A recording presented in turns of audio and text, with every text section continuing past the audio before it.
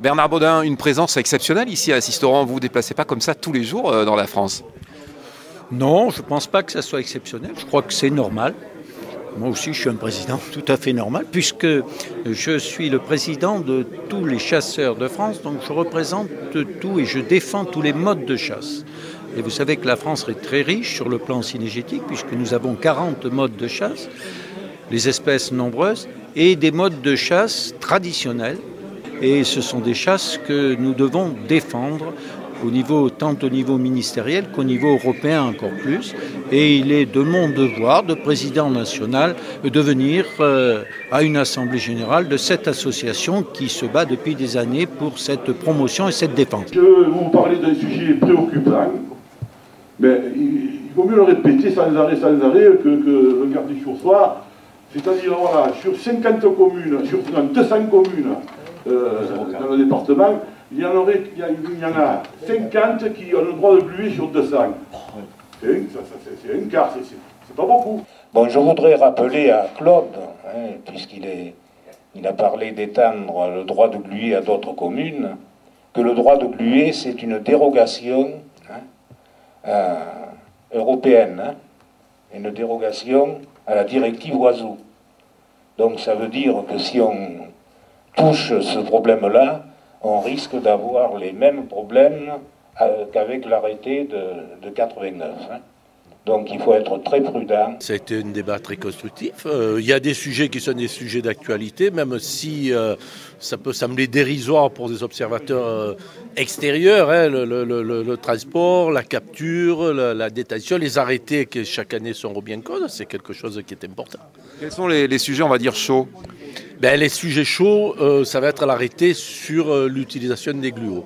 Voilà, c'est des arrêtés qui risquent d'être remis en cause à l'avenir, notamment au niveau du ministère. Donc des réunions ont été prévues, sont prévues normalement en septembre ou octobre. J'espère que la sagesse prévaudra. Nos représentants ont tous les éléments pour une bonne négociation. On a cet arrêté de 89. Il n'a jamais été attaqué. Jamais. Si on le modifiait, on laissait faire le ministère qui voulait le modifier, on avait le risque de tout perdre. Pour l'instant, on a une chasse qui est vivante. Contrairement par exemple à la tandelle, dont parlait Jean-Claude tout à l'heure, qui est une chasse pour l'instant qui va mourir. La glu, nous sommes une chasse vivante. Nous avons des jeunes qui viennent, qui vont se remettre à la glu. En tant que jeune chasseur, la nouvelle génération, vous pensez quoi de cette réunion? Content d'avoir pu partager un bon moment entre chasseurs et avoir pu échanger. Et c'était un bon moment constructif. Je vous félicite. Je vous félicite en tant que jeune chasseur de vous intéresser à ces chasses traditionnelles, parce que c'est un patrimoine. Quelqu'un a parlé au patrimoine mondial, mais c'est vrai que ça devrait l'être. Qu'est-ce qu'on transmet justement à un jeune chasseur? Eh bien, écoutez, j'ai été très heureux de participer à cette initiative de la DCTG, de parrainer un jeune. Donc nous avons déjà commencé, je lui ai montré un peu les préparatifs de la saison de la glu et je suis très heureux de pouvoir l'initier et j'espère qu'il pourra continuer lorsque je ne serai plus là.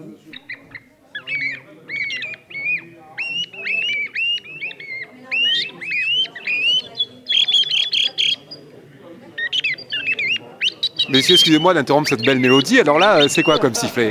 Alors ça, c'est c'est la chiqueuse. Ouais. C'est le ramage de la chiqueuse. Après, vous avez la siffleuse, c'est un autre son. Puis vous avez le maire qui est un autre son. Je vais vous faire une siffleuse, vous allez voir. La siffleuse, c'est un autre chant.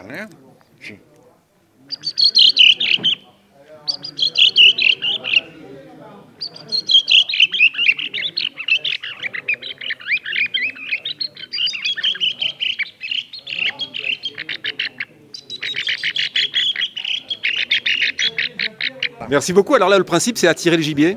C'est attirer le gibier pour le faire venir le plus près possible du poste, de là où vous êtes. Pas obligatoirement pour le tirer, c'est pour le prendre vivant. Et même, si vous voulez, c'est pour le regarder. Parce que le plaisir, un chiller, il prend du plaisir quand il fait venir une bête à côté de lui.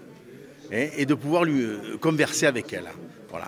Quand vous arrivez à converser avec un animal comme ça, le 3/4 du temps, des fois, elle s'en va, vous êtes content de l'avoir fait venir, et puis c'est pas pour cela qu'on va la tirer chaque fois, quoi. Je crois que par rapport aux années 60, très certainement, la mentalité du chasseur ont considérablement évolué. Notamment, le chasseur est devenu un gestionnaire. Il est obligé, un gestionnaire à la fois des espèces, et les résultats sont là pour le prouver, puisque toutes les espèces grand gibier sont en augmentation, mais également dans la gestion des milieux. Aujourd'hui, l'enjeu, ce n'est plus tellement les espèces, ce sont les milieux. Et dans la préservation des milieux, ils ont un rôle important à jouer. Et là, ils en ont pris conscience. Et ils communiquent beaucoup mieux. Le meilleur communicant sera le chasseur lui-même dans son département, dans son village, dans sa commune, pour pouvoir dire ce qu'il fait vis-à-vis non pas d'opposants à la chasse, mais de personnes qui sont ignorants de ce qu'est la chasse. Ce qui me désole un peu, c'est que on attaque ces problèmes de gluaux, on les attaque, c'est une volonté européenne là-dessus, alors que ça a été dit. C'est un prélèvement qui représente en pourcentage absolument pas grand-chose. Sur les populations, ça n'a aucune incidence. Moi, je ne suis plus choqué quand je vois des tireurs au vol qui blessent 9 grives sur 10, des amateurs qui sont là et ça me choque. Quels sont les problèmes auxquels vous êtes confrontés, vous, chasseurs? À quoi on est confronté? Des gens qui ne connaissent pas trop nos traditions, donc il faut le promouvoir, voilà.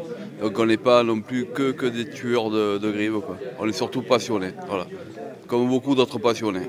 Nous avons le projet, et ça va être le travail de cette année et des années qui viennent, de faire reconnaître les chasses traditionnelles au niveau du patrimoine immatériel de l'UNESCO. Là, ça va être le gros travail, parce qu'il nous faut les appuis du milieu cynégétique et politique, mais je pense que les deux sont réunis pour y arriver. Je vois pas de raison qu'on n'y arrive pas. Est-ce que cette réunion, ça répond à vos attentes? Qu'est-ce qu'on peut en tirer là, comme ça, à la fin de cette assemblée? Moi, j'en tire que des points positifs, parce que d'une part par la motivation et la passion, d'autre part par la participation de jeunes qui sont en fait les successeurs de la suite de cette chasse traditionnelle et de ces chasses traditionnelles qu'il faut impérativement perpétuer, et surtout cette transmission culturelle de ce savoir-faire, toujours dans le respect des équilibres écologiques, parce que tout le monde veille à l'état de conservation des populations et veille aussi à l'état de conservation des habitats. Très bonne réunion. Disons que le président Éric Camouin a rappelé la politique qu'on mène au niveau de la région PACA pour la défense de la glu, pour la défense des chasses traditionnelles. Donc, très bonne réunion, et je suis très heureux d'y participer. Et les chasseurs se doivent de se soutenir entre eux, quelle que soit leur pratique, leur spécialité, leur spécificité. Mon rêve, on peut dire que c'est un rêve, c'est que tout problème qui a trait sur une chasse ou un type de chasseur, eh bien, la Fédération nationale et surtout l'ensemble du monde de la chasse l'approuve, le défendent avec la même pugnacité. Là, on n'est plus dans l'association avec le débat, maintenant c'est la décontraction. Hein. Comment ça se passe là, l'esprit? Voilà, c'est l'après-débat, quoi, le réconfort. Et c'est très bien parlé pendant la conférence, et maintenant c'est une certaine forme pour remercier tout ce qui s'est dit. Est-ce qu'on peut vous définir comme des bons vivants, les chasseurs du 04? Ah, tout à fait, des bons vivants. Fiers, hein? Et en plus, il a bien l'accent. Hein. Et le rapport avec la nature, donc proche de la nature? Tout à fait, toujours. Ça me gêne de le dire, nous sommes verts quand même, hein, quelque part. Eh oui.